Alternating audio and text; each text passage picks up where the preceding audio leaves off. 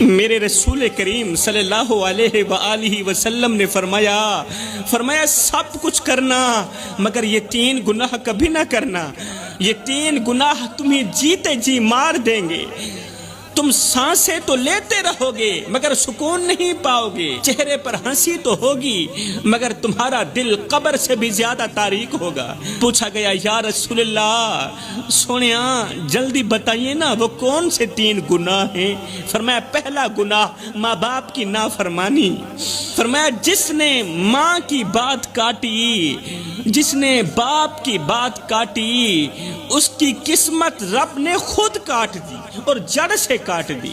جس کی زبان سے بوڑھے باپ کے لیے سخت الفاظ نکلے، اس کی دعائیں آسمان تک نہ پہنچی۔ ماں کی آنکھوں سے گرنے والا آنسو تمہاری پوری نسل تباہ کر سکتا ہے۔ خدا را اپنی نسلوں کو بربادی سے بچاؤ، تباہ کرنے سے بچاؤ۔ ماں کی آنکھوں سے آنسو مت نکالو۔ باپ کی خاموشی اگر بد دعا بن گئی تو تمہاری دعاؤں کو آسمان پر پہنچنے کا راستہ ہرگز نہیں ملے گا۔ جس نوجوان کی رات ماں کی فکر کے بغیر گزرے، اس کی صبح کبھی روشن نہیں ہوتی۔ اللہ اکبر۔ میرے رسول کریم نے فرمایا دوسرا گناہ مر جانا، مٹ جانا، اللہ کے ساتھ کسی کو شریک مت ٹھہرانا۔ یہ وہ گناہ ہے جسے رب کبھی معاف نہیں کرے گا۔ جس نے تعویذ پر تو بھروسہ کیا، جس نے پرچی پر تو بھروسہ کیا مگر دعا پر بھروسہ نہیں کیا، جس نے پیر پر تو بھروسہ کیا مگر قرآن پر بھروسہ نہیں کیا، وہ رب کا نہیں، وہ گمراہی کا بندہ ہے، وہ تباہی کا بندہ ہے، وہ رب کا بندہ نہیں ہے۔ رب سب کچھ برداشت کرتا ہے مگر اپنے ساتھ کسی اور کو برداشت نہیں کرتا۔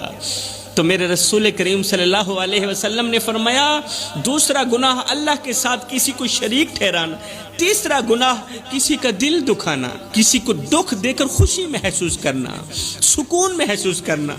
کسی کو اتنا مت ستاؤ کہ وہ اللہ کے سامنے تمہارا نام لے کر رو پڑے، کیونکہ جب مظلوم کی آہ عرش تک جاتی ہے نا تو ظالم کے محل مٹی میں ملا دیے جاتے ہیں، پھر طاقتوروں کے محل مٹی میں ملا دیے جاتے ہیں۔ جب مظلوم کی آہ عرش تک جاتی ہے، وہ آنکھ جو رات کے اندھیرے میں بہتی ہے، وہ دل جو بے آواز تڑپتا ہے، وہ لب جو کچھ نہیں کہتے مگر خاموشی سے بد دعا ہی دیتے رہتے ہیں، قسم ہے اللہ پاک کی ان کی فریاد عرش کا دروازہ جا کھٹکھٹاتی ہے اور اپنی بات منوا کر ہی دم لیتی ہے۔